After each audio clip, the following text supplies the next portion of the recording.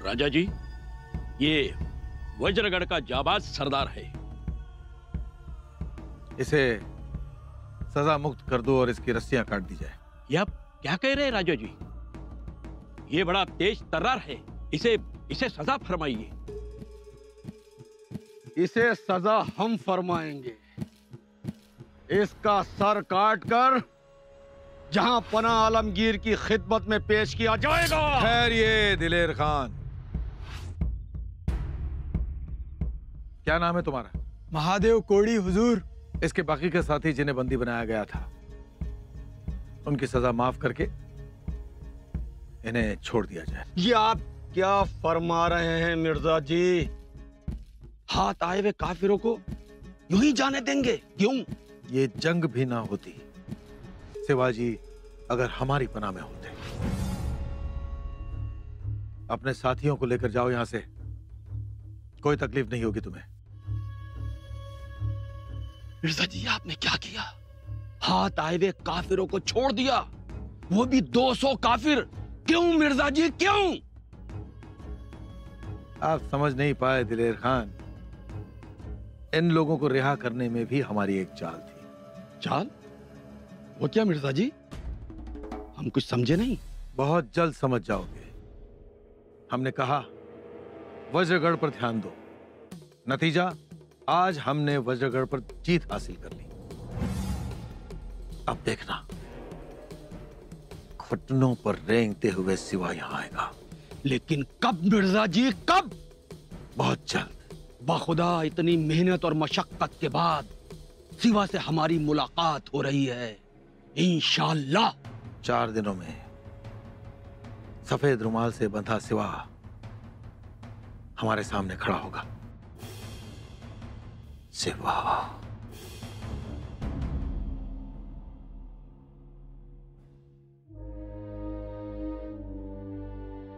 आऊसाहेब, वज्रगड पडला ना? हो. तुम्ही नाराज झाला? नाही, पण शंभूराजे, हे युद्ध आहे. वज्रगड येईल जाईल, हार जीत सुरूच असते, पण महत्वाचं असतं ते लढणं, झुंजणं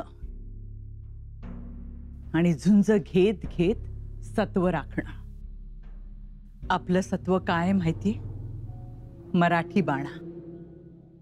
आणि दुसरी महत्वाची गोष्ट म्हणजे तुमच्या आबासाहेबांनी तयार केलेली मराठमोळी माणसं लेचीपेची नाहीत. वज्रगडाहून वज्र आहेत ती, कणखर आहेत, मजबूत आहेत, सहजासहजी वाकणार नाहीत. आऊसाहेब, आम्ही रात्रभर परेशान होतो. चिंता करू नका शंभूराजे. पुरंदर घेता घेता मिर्झा राजांची दमछाक होईल. 20 दिवस उलटून गेले. लाखाची फौज मुंग्यांसारखी डोंगराला चिकटली, पण पुरंदरचा एकही चिरा निखळला नाही. गडही तसाच, माणसंही तशीच. परवा तशी माणसं आम्ही पाहिली. त्यांच्या गोटात येण्यासाठी मोगल सरदार त्यांना सोनं नाणं देत होती, पण घेतले नाही. हर एक गडावर रयतेने आसरा घेतलाय, त्यामुळे जीवितहानी झाली नाही. म्हणूनच दिलेर खान आणि मिर्झा राजे चिडलेत. मिर्झा राजे? आबा काय करणार त्यांचं? काय करणार हे आम्हास ठावे आहे, पण कसे करणार ते आम्हास ठाव नाही. ते तुमच्या आबासाहेबांनाच ठाऊक आहे. मतलब? अफजल खानाला भेटायला बोलवले, त्यास वागणक लावले, सिद्धी जोहरच्या वेढ्यातून निसटले, आदिलशहाच्या मनात सिद्धीबद्दल संशय निर्माण केला, त्यास विष प्यावे लागले,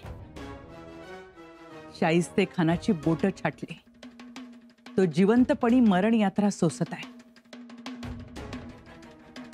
आता मिर्झा राजांच्या बाबतीत ते कोणता डाव खेळतात ते बघायचंय. पण आम्हास खात्री आहे मिर्झा राजांना ते ठार मारतील. ठार मारतील? हो, बघा. पण त्यासाठी त्यांच्या प्रत्येक हालचाली निहाळा. खरंच? आपण कसे मेलो ते मिर्झा राजालाही कळणार नाही. आऊसाहेब, कारण हे शंभूराजे. रयतेचे हाल शिवबांना बघवत नाहीत, सहन होत नाहीत. रयत, गोरगरीब लोक शिवबाचं हृदयच. महाराज, वज्रगडावरच्या 200 मावळ्यासनी मिर्झा राजांनी दगा न देता सोडलं. ती त्याची चाल आहे. आपण त्यास बरोबर ओळखले आहे. एका बाजूस स्वराज्य नष्ट करण्यासाठी 11 कोटी लिंगार्चन करतो, होम हवन करतो, 90 मण सोन्याची साखळी काशी विश्वेश्वरास दान करण्याचा नवस बोलतो. अशा चलाख माणसाची दया म्हणजे खोटेपणाच. अगदी बरोबर ओळखलं तुम्ही त्याला पंत. शिवाय मावळ्यांना सजा न देता सोडायचं आणि आपण किती थोर हे दाखवून द्यायचं. रयत बिथरते ना अशानं. नेताजी रयते स्वतः सारं ठाऊक आहे, ती आता बिथरणार नाही.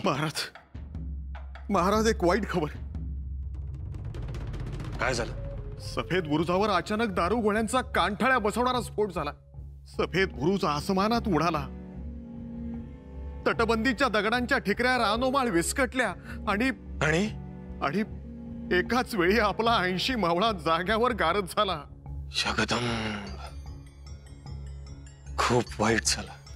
परवा वज्रगड पडला आणि आज सफेद बुरुज. कोसळला बुरुज पुन्हा बांधता येतो नेताजी, पण जीवाला जीव देणारी माणसं ती कुठून आणायची? राज, आता पुरंदराचं काय? जोपर्यंत पुरंदरावर मुरारबाजी आहे तोपर्यंत पुरंदर ठाम आहे. थोड्या फौजेनिशी ते शर्थीने लढतील, निकराची झुंज देतील. हो, त्यांच्या पराक्रमाचा धाक आहे तेवढा. प्रत्यक्ष ईश्वरा घरचा शिपाई तो. स्वराज्याचं मोल जाणणारा आमचा शिवलग. चिंता नको. जगदंब.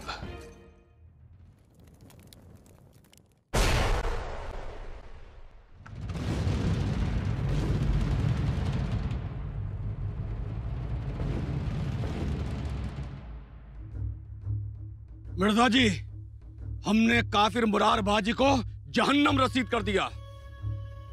दिलेर खां, मुबारक हो दिलेर खां, मुबारक हो. लेकिन मिर्जा जी, ताज्जुब की बात है, सर कटने के बाद भी वो काफिर हमसे लड़ता रहा. बस यही जज्बा सिवा ने सारे मराठाओं को दिया है और इसी बात की परेशानी है. वाह मिर्जा जी वाह, बड़े ताज्जुब की बात है. मरने वालों की तारीफ है और जो इतनी बड़ी कामयाबी हासिल करके आया वो. समझते क्यों नहीं दिलेर खान? एक मुरारबाजी मरता है, 10 मुरारबाजी तैयार हो जाते हैं. इसीलिए तो पुरंदर का किला हमारे हाथ नहीं लग रहा है. हम भी कसम खाकर कहते हैं मिर्जा जी, जब तक पुरंदर पर मुगल सल्तनत का झंडा नहीं लहरा देते, कसम खुदा की अपना किमाश नहीं पहनेंगे. ज्या धैर्यानं, ज्या शर्थीनं मुरारबाजी लढले ते अग्निदिव्यच. गळा चिरल्यानंतरही ते लढले आणि मोगल फौजेस त्यांनी शौर्य दाखवले. लई वाईट झालं. मुरारबाजी सारखा मोरा पडायला नको होता. ते सुलतान ढवात उतरले, तिथेच फसले. फसले नाहीत ते पंत. त्यांना चीड आली. हा, पण त्यांचा अंदाज चुकला हे मात्र खरं. दुसरी गोष्ट, दिलेर खानही लढवय्या. मुरारबाजी थोडा संयम राखायला हवा होता. आमचं खूप मोठं नुकसान झालं. हा, पर पुरंदर पडला नाही. पुरंदरापेक्षा मोठी माणसं पडतायत आणि ते आता आम्हाला परवडणार नाही. मग राज, विचार काय आहे? तसे आपण मिर्झा राजेंच्या संपर्कात आहोतच, पत्रही पाठवत आहोत,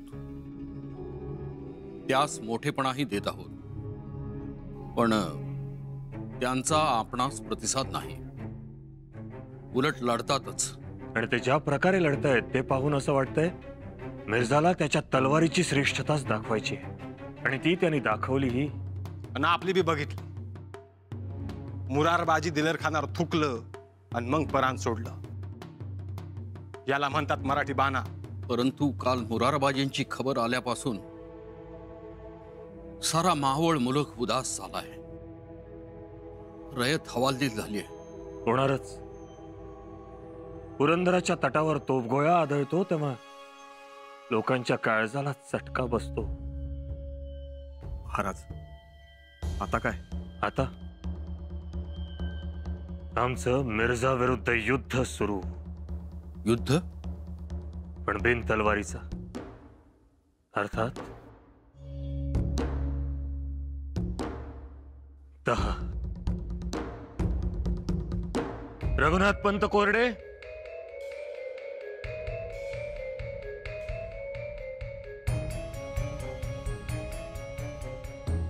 हुजरा महाराज.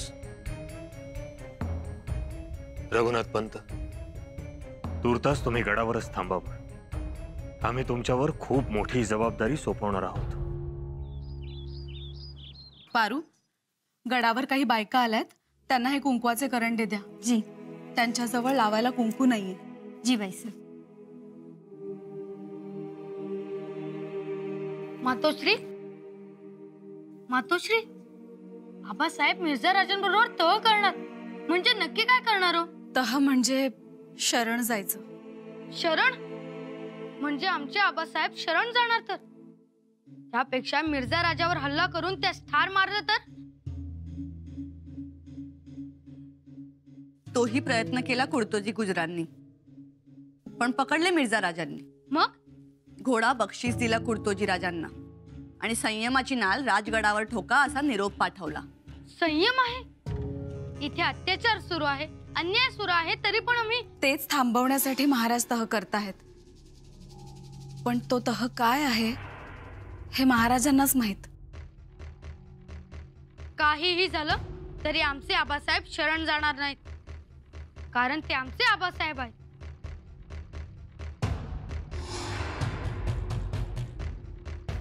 हेच ते पत्र जे 2 वर्षांपूर्वी बहिर्जींनी मोठा हुनर दाखवून पकडलं होतं. बघू. औसाहेब, हे पत्र राजकारणाची दिशा बदलेल. औरंगजेबाचे पत्र? शास्त्रखान पुण्यात मुक्कामी होता तेव्हाचं. मामा साहब, दक्कन को रोन डालने के लिए शाही खजाना खुला है. उत्तर के सार हिंदू राजाओं को हमने इस कदर बेनूर नपुंसक बना दिया है, सर उठाने की तो क्या, नजरें मिलाने तक जुर्रत नहीं है उनमें. आप दक्षिण में शिवा का खात्मा करो.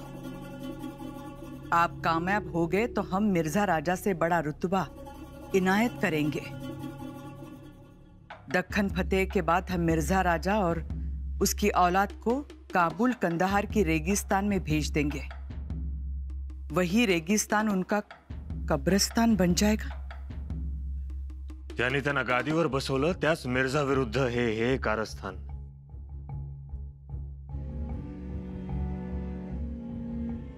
हे पत्र तुम्ही त्यांना जरूर दाखवा. नुसतं दाखवणारच नाही होत साहेब, तर हे पत्र प्याद म्हणून त्या मिर्झाच्या शतरंज पटावर ठेवणार आहोत आम्ही. जरूर ठेवा आणि त्यांना ठणकावून सांगा, जो माणूस आपल्या 4 भावांना ठार मारतो, आपल्या बापाला तुरुंगात टाकतो आणि स्वतः गादीवर बसण्यासाठी घरातल्या 32 लोकांचा खून करतो, त्या माणसाला मिर्झा मदत करतोय. प्रभू रामचंद्राचा हा वंशज, त्याने लंकेत जाऊन शेण उचलावे कशासाठी? स्वराज्यरूपी सीतेचा हरण करून स्वतः रावणाच्या हातात देतो असे सांगा त्यांना. आमचा तोच प्रयत्न असेल. पण आऊसाहेब, मिर्झा राजा जयसिंग यांनी सारी हयात त्या बादशाहचीच चाकरी केली. तो कितपत साथ देईल याची एक शंकाच. प्रतिसाद भलेही ना देव, पण मनात चलबिचल झाल्याविना राहणार नाही.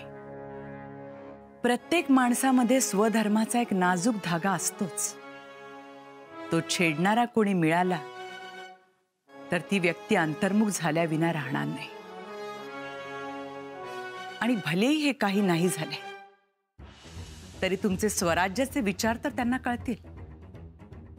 तुम्ही हे जे कार्य आरंभले आहे ते व्यक्तिगत नसून देश संरक्षणार्थ आहे, याचा परिणाम होईल त्यांच्यावरती. बघूया किती कळतंय ते. पण तूर्तास तरी तह करून मिर्झा राजांना लवकरात लवकर विजापुरास पाठवणे. मिर्झा राजांना पुढे करून डावपेच खेळायचे ते औरंगजेबाबरोबर. अहो साहेब, ते डावपेच तर आम्ही मिर्झा राजा स्वराज्यावर ज्या वेळेला चालून यायला निघाला होता तेव्हापासूनच सुरू केलेत. तो आमच्या हातून आता सही सलामत सुटणार नाही एवढं निश्चित. ते आले आमच्या ध्यानात. या शंभूराजे, आज कुठे मोहीम तुमची? आबा, आपण शरण जाणार आहात?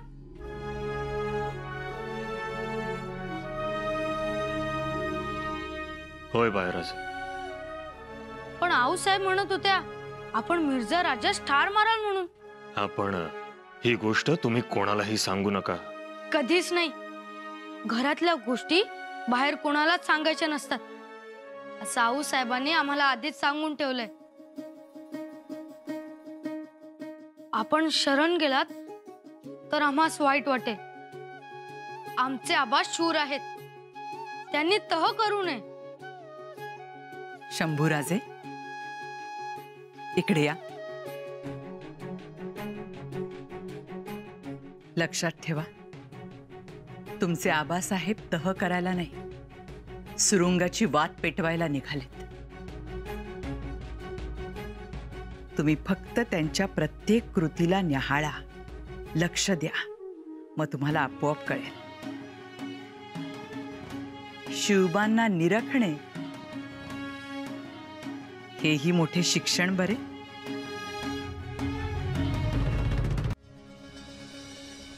बिछी हुई सुरंग जलती तो है, पर धमाका तभी होता है जब उसमें बारूद हो.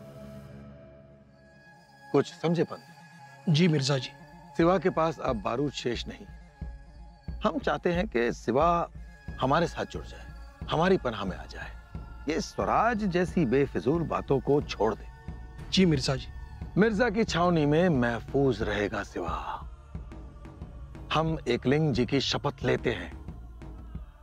समझाओ सिवा को, नहीं तो उसका स्वराज्य बेचिराग किया जाएगा.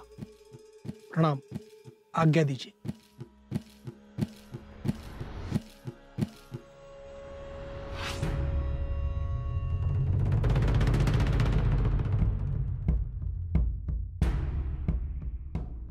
ये क्या मिर्जा जी, संधि किस लिए?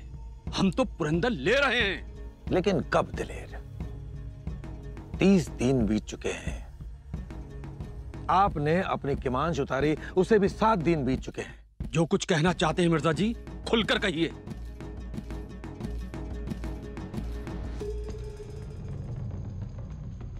दिलेर, कुछ ही दिनों में बारिश का मौसम शुरू होगा. दक्षिण से बारिश सिवा की मददगार होगी. हमारी सेना, हाथी, घोड़े सब कीचड़ में फंस जाएंगे. इसलिए हम संधि करना चाहते हैं.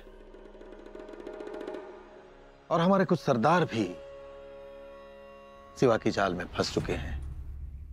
यह हमारे लिए खतरनाक साबित होगा. और कहते हैं कि जीत जल्द हासिल करना चाहिए. लड़ाई लंबे समय तक चले, शस्त्र की धार और हिम्मत की कगार कम होती है. हम इसलिए संधि करना चाहते हैं. ठीक है, लेकिन अगर संधि हो गई तो हम मांगेंगे क्या? सारे किले मांग लेंगे. आपको जो मांगना है वो मांग लीजिएगा. लेकिन एक चीज हम मांगेंगे। क्या? तहनामे की जो भी शर्त होगी उसे शिवा को कबूल करना ही होगा। मतलब? मुझे राक्षस नहीं चाहिए, पंछी चाहिए जिसमें राक्षस की जान है। वो पंछी है तोता, शिवा का प्यारा तोता।